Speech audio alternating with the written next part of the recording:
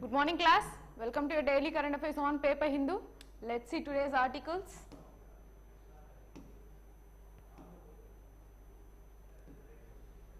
So yeah, government to set up a panel to improve NPS. So we have already discussed about the new pension scheme and the old pension scheme, what are the differences, what is the actual concern or what is the actual concerns things from the pensioners, whoever the retirees. So we've seen that, and in respect to that, the government has announced that we will be setting up a panel. So who is responsible for this? Finance Minister Nirmala Sitharaman has mentioned that yes, we are going to set up a panel where we will be discussing about how to improve this new pension scheme. So the Finance Minister Nirmala Sitharaman on Friday announced the constitution of a committee to propose changes to improve the national pension scheme. So that is what she told, that yes, we will be constituting a particular committee on which we will improve, we will work on the areas that can be improved in this new pension scheme, national pension scheme. That is what she has mentioned. Next, and I am not going to the political news, however, just for you to know, Rahul Gandhi was filed the defamation case on the current Prime Minister Narendra Modi, Mr. Narendra Modi.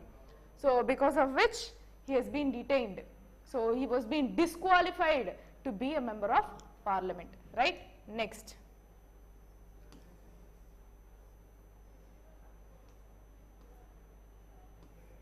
Skipping on the local news, let me go to the news which is important. Yes, Karnataka scrapes 4% Muslim quota prior to assembly poll. So prior to this elections, Karnataka has scraped this 4% quota. So reservation will be there, say SC/ST, EWS or the OBCs, we have different kinds of reservation in which Karnataka government have scraped the reservation, 4% reservation available for Muslims. So the reservation meant for minority community distributed equally. So whatever this 4% reservation was there prior for Muslims have been dispersed equally for Lingayats and Vokkaligas. So for them they have dispersed. So instead of giving it to Muslims, they have distributed it equally to these two castes. So now they have clearly mentioned that Muslims have to work in the 10% quota. So the reservations that should be given to Muslims will fall under the category of economically weaker sections, which will be given 10% of reservation. So that is what they have mentioned. So reservation meant for minority community distributed equality for Lingayats and Vokkaligas, which I have told.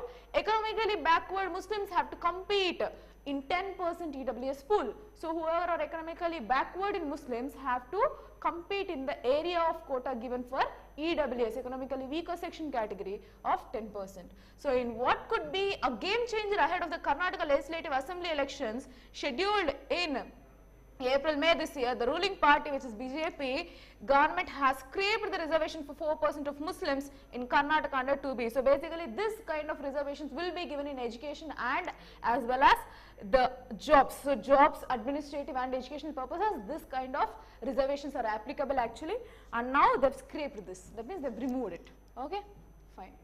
So that is about this article. Next.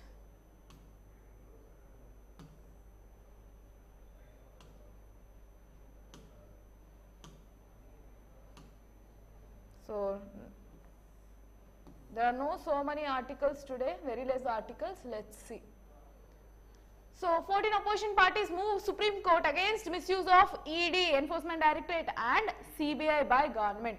So 14 opposition parties, because we can see that the current government, one of the criticism of current governments is that they are using Enforcement Directorate and CBI as an instruments to control the opposition parties. So wherever they found any kind of discrepancies in these political parties or the members of the political parties, they are trying to investigate through ED and CBI and take actions against them. Example, in Telangana recently Ms. Kavita was charged and she was asked to meet at Enforcement Directorate. So in the same way, other, we can see even Rahul Gandhi has been given with the defamation case and he has been disqualified from Lok Sabha. So the thing was, in the similar lines, many other political parties are also being affected because of misuse of ED and CBI. So that is what they have appealed to Supreme Court. So representing a united front, the parties tell the court that there is an alarming rise in the use of coercive criminal process against political parties, opposition political parties and other citizens. So Chandrachud or D.Y. Chandrachud or CJI lists case for April 5th. So he has mentioned that yes. So we invite all the petitions and we will be having this case discussed on April 5th. So what is it about?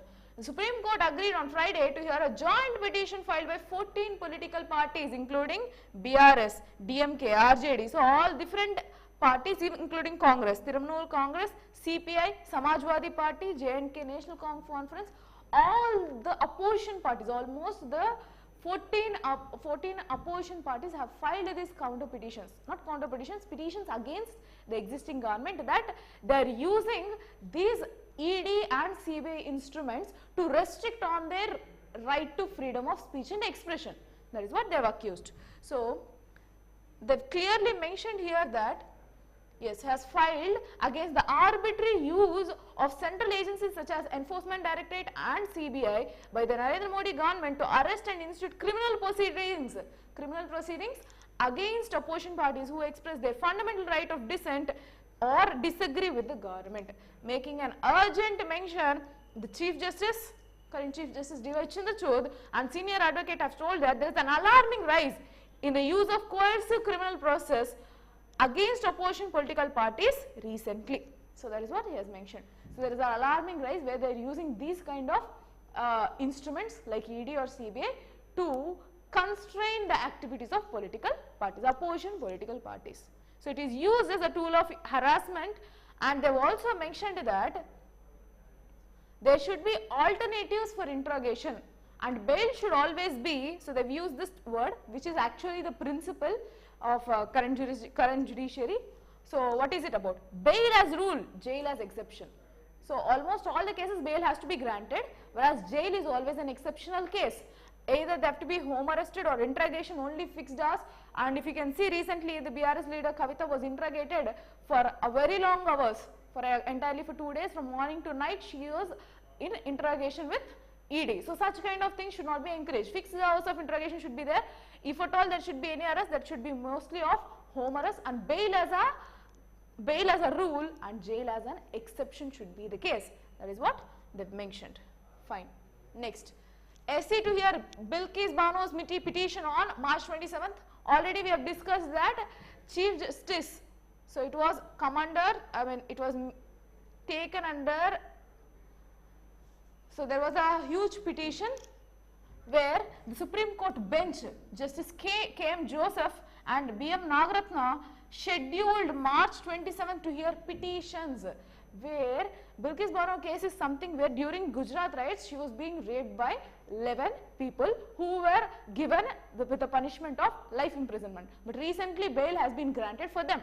So their punishment was reduced. So with respect to that, the case, they filed petitions on to find the rationality behind giving them such kind of relief from punishment. So that is what this article is about. They fixed the date to be for understanding or to take up this case. They fixed that date to be March 27th. Okay. Next.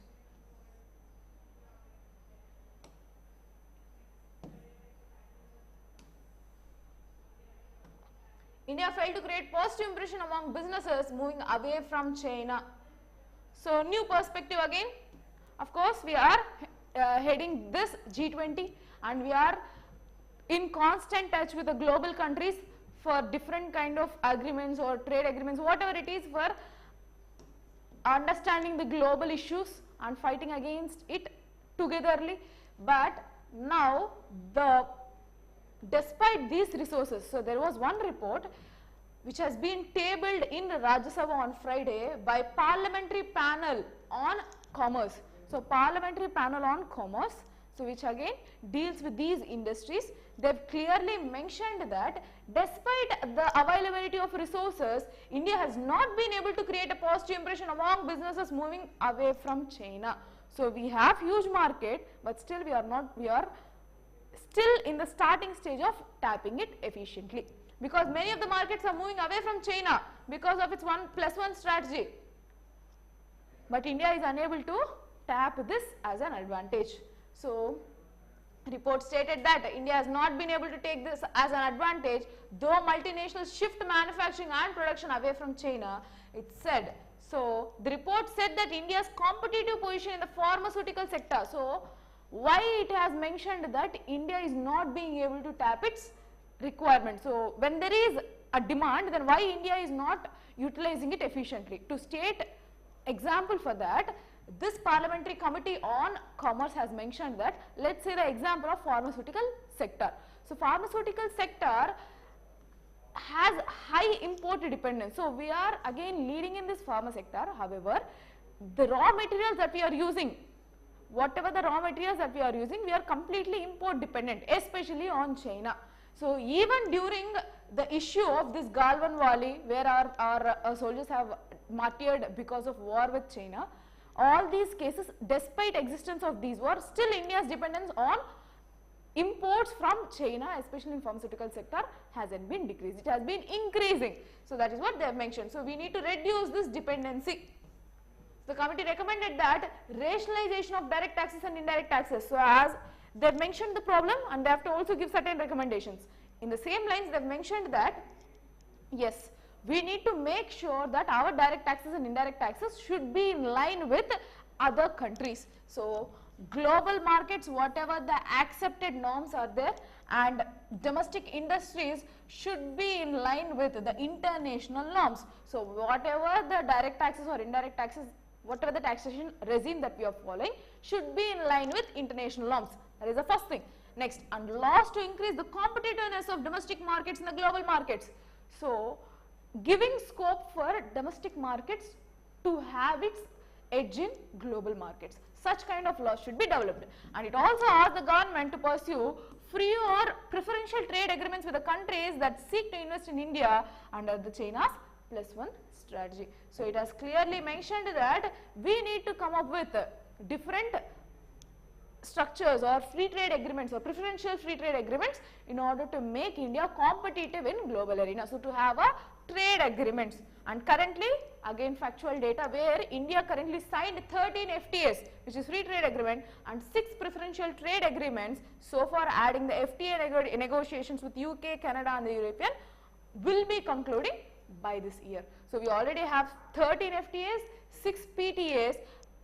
With that, we are still in talks with Canada, UK and European Union EU on further trade agreements, which will be concluding by this year, by the upcoming year. Okay.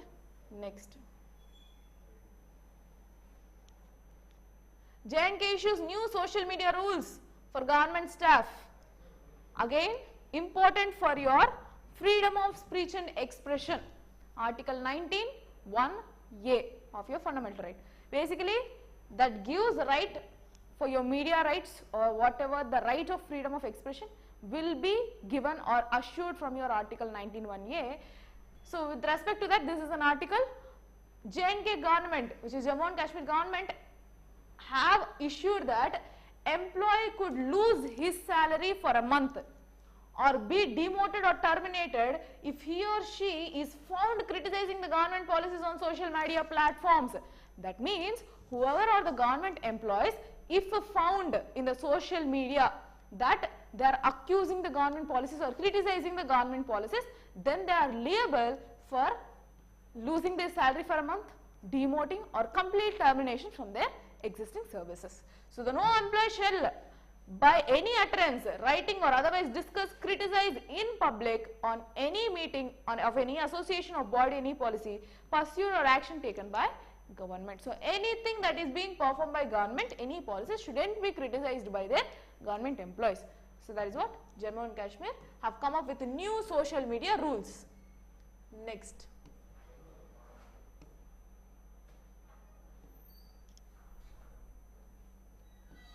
members of banned outfit is crime under UAPA. So, important again for your internal security. What is this article about?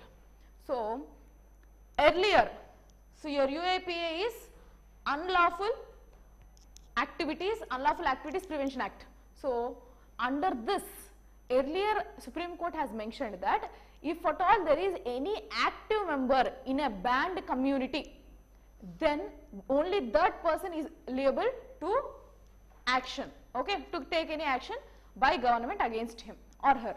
But now they have clearly, the top court, which is the Supreme Court, has set aside its own previous judgments.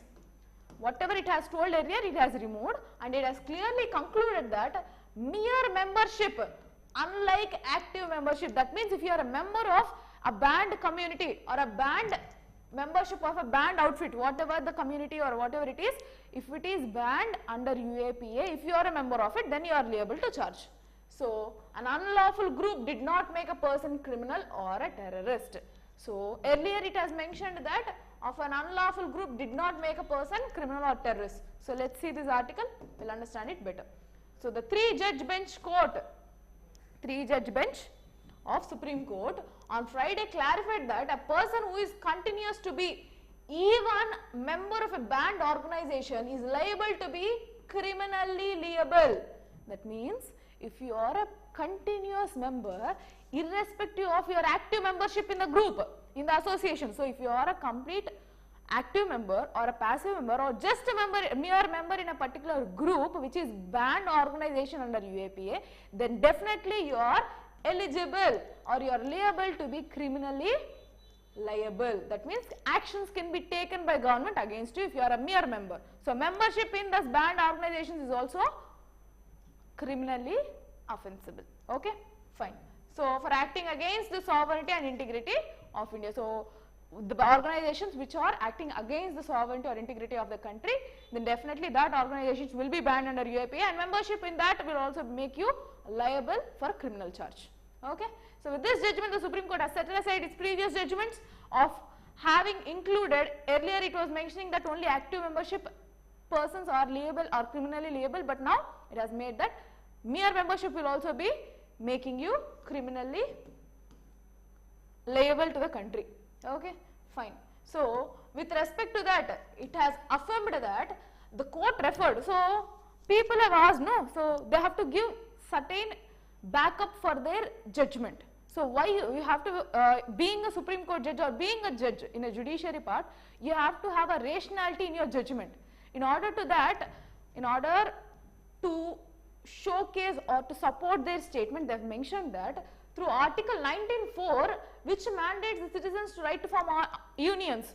So, Article 19(4), which is your right to freedom, in that 19(4) gives the citizens right to form unions, associations, but it is not exclusive or,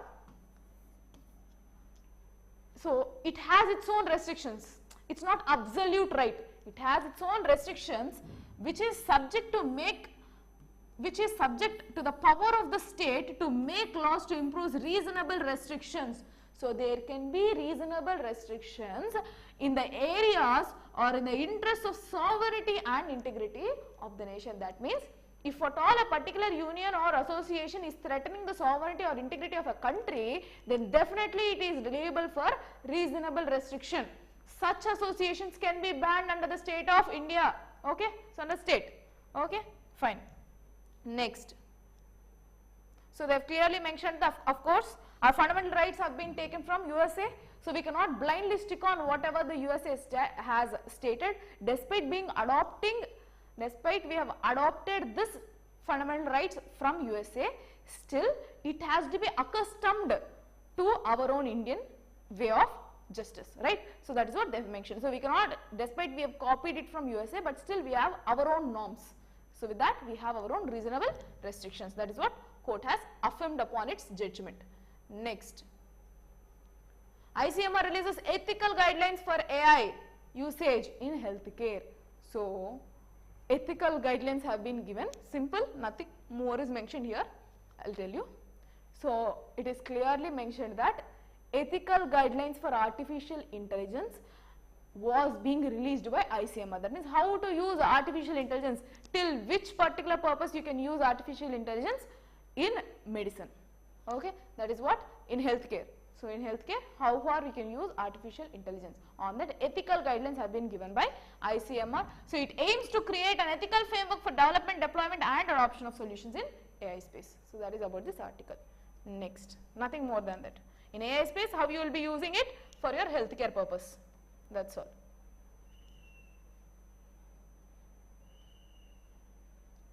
G20 sees inflation as sticky to extend policies tightening. So let's see this article. Participants do not envisage current banking turmoil leading to a systemic crisis, prefer to tackle financial responsibility risks, financial stability risks separately, do not view them as a constraint to rate increases. That means most G20 countries have expressed that definitely inflation is sticky. That means it is taking longer time to control the inflation. So this is with respect to the global markets, not in the Indian scenario. Of course, in Indian scenario also, if we can observe in retail inflation, our targeted inflation is 6%, but it has increased to 6.4 continuously. So currently it is in 6.4%, which is above the targeted inflation targeting. But in the global arena, it is far more than that because of global slowdown. So they have mentioned that it is being sticky and it would be taking longer time.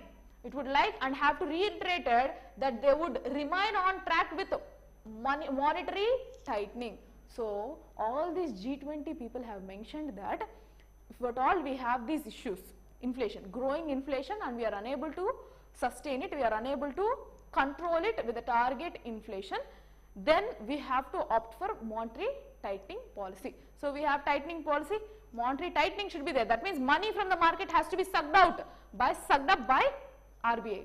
So that is what they have mentioned. RBI in the sense here in India, RBI in central bank of each other country.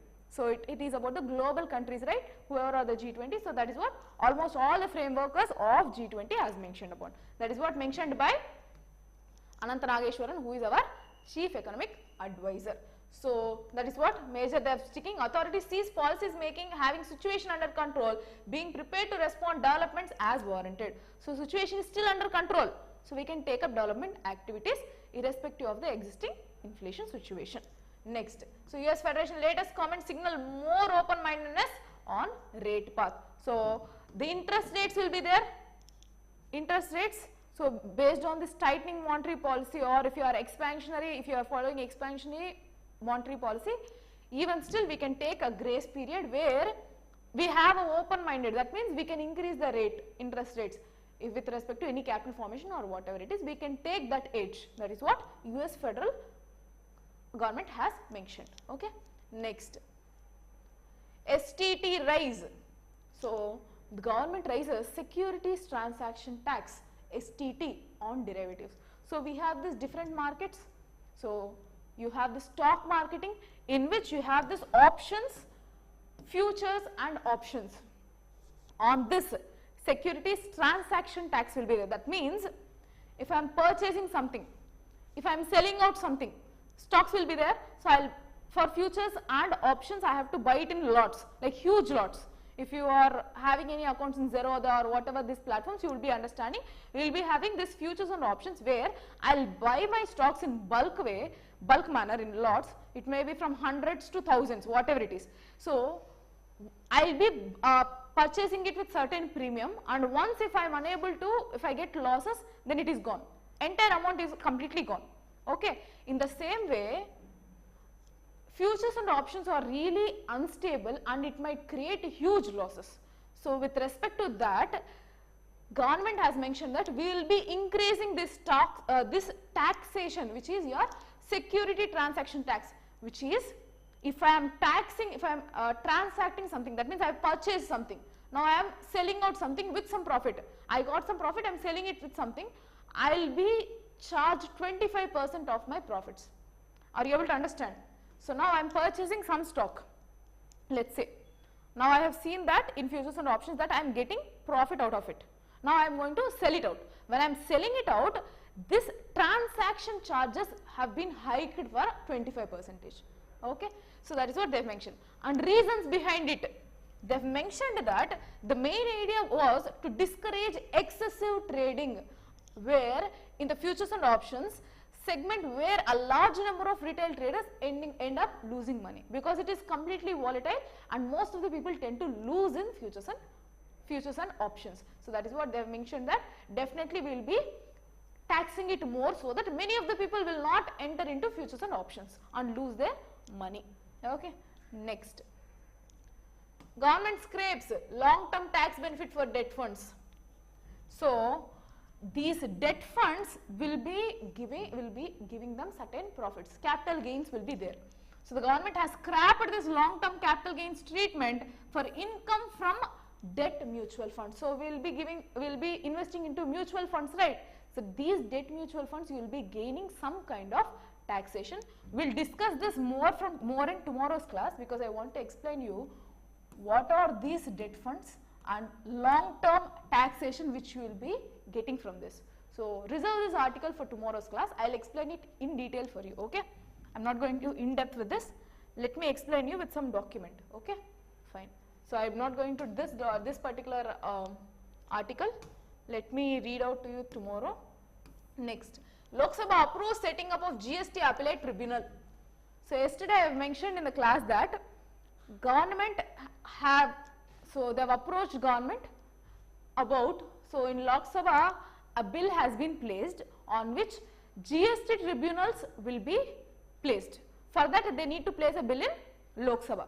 Now Lok Sabha has approved for setting up this GST appellate tribunals, which will be placed with the headquarters in Delhi, and certain state-wise appellate tribunals will be there for a speedy trail of these GST related issues. Okay, so that is what they have mentioned. Lok Sabha on Friday cleared bills in finance bill to pave way for the setting up of appellate tribunal for GST alone, for resolving any issues, dispute resolution body for GST. So currently taxpayers are filing writ petitions before high courts in the absence of appellate tribunal. So because of this absence of appellate tribunal, whenever there is any kind of disputes with respect to GST, they are filing writ petitions. So again, waste of time for courts, right? So that is why they are setting up separate appellate tribunals for GST. So they are important for you for governance part as part of your judiciary. Okay, fine. So I think that's it for today. So tomorrow once we will see that debt bonds, debt funds. Okay, fine. Yes, that's it for today. So that's it for today's session. Thank you for the session. We'll meet tomorrow with tomorrow's current affairs. Thank you for the session. Good day.